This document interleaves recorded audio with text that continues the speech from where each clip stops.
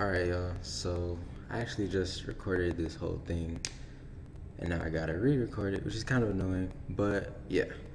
So today we're gonna be talking about how to use LinkedIn for your business, or you could use it for personal reasons like trying to find a job, building your profile, such and such. So this is actually stuff I learned initially from a class I had to take, and then it ended up transferring over and applying into like a real world application, which is me having to use it for my social media marketing agency. So I've learned a lot on how to use it. I've really only been using it for 2 months actively, 1.5, 2 months actively.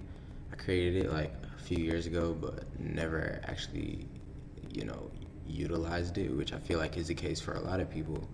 But I think it's actually really beneficial for any professional intent that you have. So yeah, let's get into it. So first, I guess let's talk about why you should use LinkedIn. Um, I think I think really the biggest um, the biggest differentiator for LinkedIn. Hold on, let me make myself bigger. The biggest differentiator for LinkedIn is that it's a lot more focused. Everybody's on there for one purpose. Um, it's a very professional environment. So as opposed to using, all right, I'll cut that shit out. Yeah. So, actually, first let's talk about why we're using LinkedIn in the first place. So, if we're using LinkedIn, it's probably to find a job, or talk to that CEO that you just really want to get in front of, or to find a client and really get in contact with them, or to link with colleagues that you think would be beneficial to whatever business plans that you have. So LinkedIn's really multiversed in that way, but still niche down to the professional environment. So if you're going to be using it to find clients and to find those business owners and find those CEOs to talk to, then it's a really great place to be on, because it's really focused. So people tend to take you more seriously than on the other forms of social media. So on Facebook, Instagram, Twitter, um, shit, even YouTube, you can find these people, these business owners, these prospective clients, um, that you can talk to and you can interact with them. You can call them up, you can go and talk to them in person, but um, that one differentiator that LinkedIn has is that its sole purpose is for professional interaction. So, um, connecting with them on Facebook or Instagram or Twitter, um, of course, you can find them on those platforms, but those are also platforms that are more used for personal profiles. So sometimes you don't get taken seriously as quickly on those platforms, and you have to do a bit more to get in contact with those people. So LinkedIn really stands on top with that, and it's pretty much the way I like to think about it is it's pretty much instant access to a professional networking event 24/7. So if you could have free instant access to a professional networking event where you can speak to pretty much anybody you choose to, with just a click of a connect button, would you do it? And for most people, that logically, the answer would be yes. Not everybody thinks logically, but yeah. So that's kind of why I'm making this video today about it, because I think it could be really helpful, and they also have like an array of tools to guide you in the process of making those connections. So I'm just gonna go over the basics of how to set it up, because you'd be surprised at how many people don't know how to set it up. I actually didn't know how to use my LinkedIn, which is why I didn't use it for so long. until fairly recently. So I think it's great knowledge to share. So let's get into it. Make myself a little smaller. Okay, it's only letting me put my camera over there. That's cool.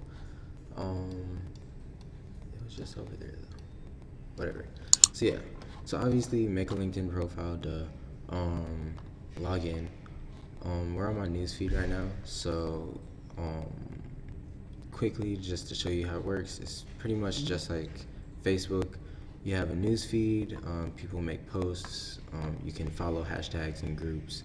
So everything that's related to discover more. You can get into it on your own time. They also put a lot of articles and stuff on the side. They really gear it to learning and connecting professionally. So let's get into the stuff that is going to get you seen, what should be seen, and how you can help that. So when you go onto your profile, so not the home button, you go here, click on me, and view profile. We get to your profile page. The first thing that stands out to people before anything, especially if they're using the mobile app, is your picture and your headline. So you want to make sure that you have a professional picture so that if any prospective clients, or if you're just trying to find a job, that these companies, possible employers that are looking at you, see a nice professional picture of you. This one's kind of old. I took this picture like a year ago when I was trying to do modeling, which didn't really work out, but it was cool. It was a fun experience. But that's a different story. But I just haven't taken any recent professional pictures that I feel like are presentable.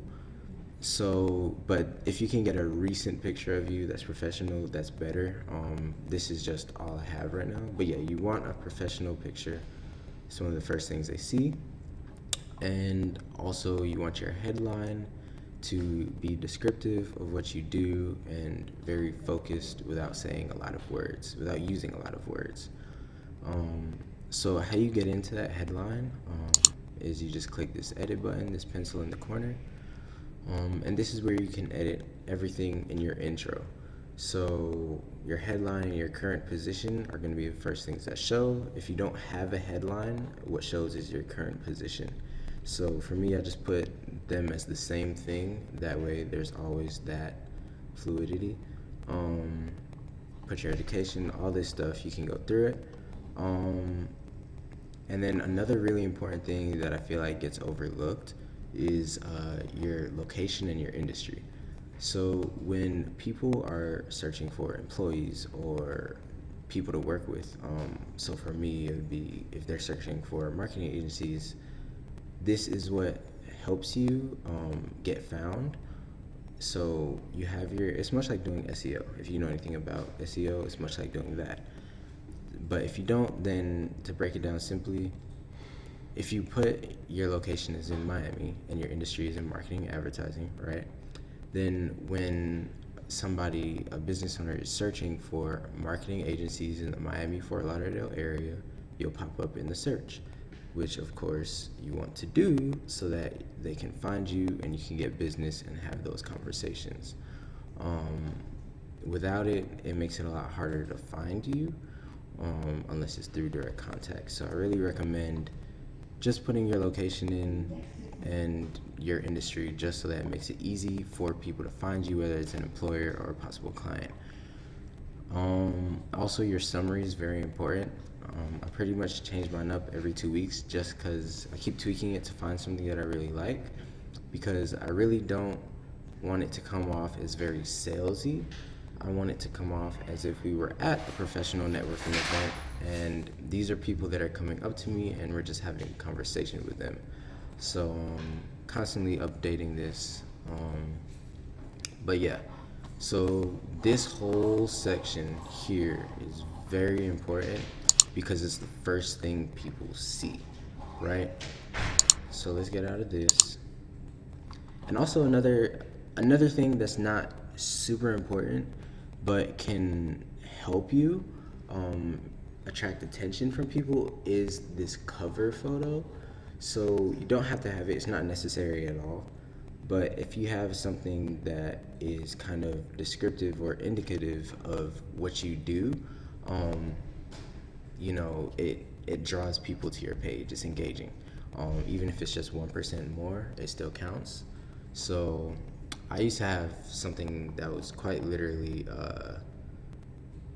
words saying what I do. It was pretty much a summary of my bio and a call to action, like message me now. And like I said, I'm trying to make my profile more natural, like the flow of it more natural. So I deleted that one and I made this one, which is just like a creative twist just to show, hey, I'm in the social media niche. And it's just like a Greek lecture hall with the social media icons and stuff in it. So really simple, but like creative to like catch people's attention. Like, oh, what is this? Because a lot of other LinkedIn profiles just have the default LinkedIn cover background. But if you can get a nice picture of yourself speaking at an event or doing something, or make something out of the box like this, then by all means do it. And I'll show you how to create that in another video. That's a different topic, but I actually have the software up in another tab right here, which is called Canva. It's free, it's simple. I suck at like any type of graphic design, so I was really grateful to come across this. But yeah, so it's super simple. I'll talk about that in another video. But other things to pay attention to that are gonna attract these clients and possible employers to you, we're still in the first things they see. So your recent experiences are what show right here. So for me, it shows, hey, he's a student at Florida International University, and this is the company that he's with, right? And these are your recent experiences, and it shows you, it shows what you do, the most recent experiences. So when we scroll down, you want to make sure that you edit your recent experiences to show, what you want to show, what you want to portray yourself as on this website, what you're marketing yourself as. If you're going for a accounting job, right? And I don't really know how this works, but if you had an internship at an accounting firm, you probably want to put that in one of your most recent experiences so that it shows companies who are looking for an accountant that, hey, you have experience in this, and it's the first thing they see. So it makes their process a lot easier, and that's what you want to do for people. You want to make their process of deciding on you a lot easier. So yeah, this is what I have as my most recent experiences. You can also change this. If I remove my education part, one of my other experiences will pop up to fill in that. Also, this is just like how all social media works. The more followers you have is more people that want to follow you. So with LinkedIn, they make it really easy. You just connect with people, and I would recommend connecting to people that actually matter, that are actually in your niche or in your target audience. That way, you don't get a whole bunch of random articles and random stuff about stuff you don't care about just to have the connections, because then there are going to be a whole bunch of useless connections, and it's going to be annoying when you're trying to find people on your feed. But anyway, LinkedIn makes it easy. So once you get to 500 and either 500 or 501 connections, this changes to 500 plus, and it makes you seem like a person that people want to talk to because you've pretty much maxed out your connections, as far as the summary point of view. Here we go. Experiences is a powerful section, just because any job you go to, any client you go to, they're going to ask for your experience, right? What do you do in this? Like, why should I hire you? Why should I work with you? What is your experience? Like, are you going to be somebody we have to train and work with from the bottom up, or are you somebody that we can hire and get to work immediately on the tasks that we need? So, fill out your experiences. It's just like a resume. And just like a resume, don't just throw everything on there, especially if you have a lot of experience in different areas. Like, all of my experience is not on here. You put on there what you want to portray yourself as, right? You put on there the relevant experiences. So for me, I just put on a few, which guest services associate, sales representative. That shows that I have experience in customer service, so I understand that. I understand that portion of it, and that's something I care about. And I'm not just all sales, sales, sales, but because I had to do door-to-door sales for 5 months, I really know how to sell people and I know how to connect with people, because I mean that's the only way you can survive in door-to-door sales. So this is how I want to present myself. And also it shows I put a little bit of marketing experience in there. I have more marketing experience, but AMA is more nationally recognized. So I just decided to go with that one and leave this section really short and clean. And then, of course, my experience as an owner of my own agency. So if you want to add an experience, you simply click the add button and go through, fill out everything that you need to fill out. And it will pop up in your experiences. If you need to edit one, click this pencil. That's the edit button for LinkedIn. It's always a pencil. Yeah, and as far as your education, if you have any education, like higher education, and you want to put it on your LinkedIn, and you feel like it's relevant, this is where you do it. Again, add button, add all the relevant information, save. So this is the juicy part. This is where people really see what you're about. And this is your skills and endorsements section and your accomplishments section, right? So skills is kind of the part that you can bullshit more, although I wouldn't exactly recommend it. It'll get you a certain distance, but then what's gonna happen when you put skills that you're not actually skillful in is that you're gonna end up having that conversation with somebody, and you're gonna look stupid, and their time is gonna be wasted. Both of your time is gonna be wasted because you're not actually skillful in it. So why are you talking about it? You get what I'm saying? So don't just try to crowd it. What you can do, and this is what I did, is I'm skillful in pretty much a handful of things, like 2 or 3 things, but you just find the other words to describe what that skill is, that other keywords basically. So for example, advertising, Facebook marketing, content marketing, social media marketing, digital marketing are pretty much all the same thing, and marketing is just a big overview. Email marketing and SEO are something slightly separate, but they're pretty much all the same thing. But I just found a lot of different ways to say it. So that's how I created that filler, not with things that I'm not actually skillful in, that I can't have a good conversation about, because like I said, waste of time. Same thing with tools and technologies. Put what you're proficient in, that you think is applicable. So of course I put all the social medias and your other skills. So with skills, what's really helpful about LinkedIn is if you don't have any skills yet, it's really user friendly. So you can actually go through LinkedIn Learning and add these skills by doing mini courses and videos, and LinkedIn really pushes that, so that way you can add these things to your profile confidently. So to add a new skill, you just go in here, choose what you're good at. So if you're a good leader, click leadership. If you are good at technical support, you just add whatever you feel like is a skill. They pretty much have everything that you could think of in this database. and then you click add. These aren't applicable to me. I'm not a great leader and I'm not great at technical support, so I'm not gonna add it. But you click add. When you type it in, click add, and that's it. It's pretty simple.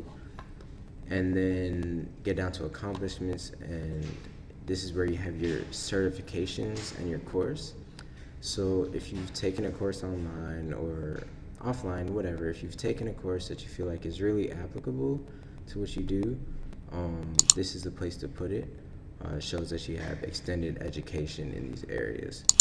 The same thing for certifications. So if you're Google certified, if you have any other certifications, all you have to do is click this add button, choose what it is. You also have, you can add more than just courses and certifications. That's all I have, so that's all I put.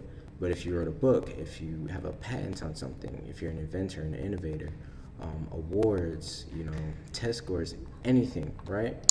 You put it there. It shows that you are the man or woman for the job. You're the person for the job. You know what you're talking about, and this is the section that really makes you shine, so that when people search for you and they go to your profile, they can look at your accomplishments, right? Because experience is one thing, but when you have accomplishments in those experiences, you have those certifications, you took the course, it shows that you put in time to improve yourself and to become, and that you're continuously learning and trying to be better. So this is a really heavy and important section that you should focus on, is accomplishments and skills, because it really makes you shine.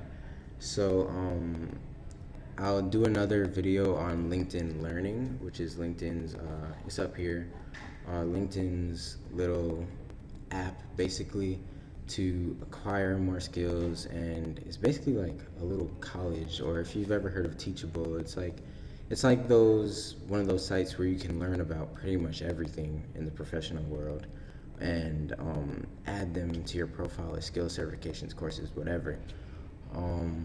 So yeah, that's pretty much it for today's video. I'm gonna do a lot more videos on LinkedIn because I feel like it can be a lot, and for one video it's a bit much. So yeah, that's pretty much it. These are the basics of LinkedIn and what you need to digest.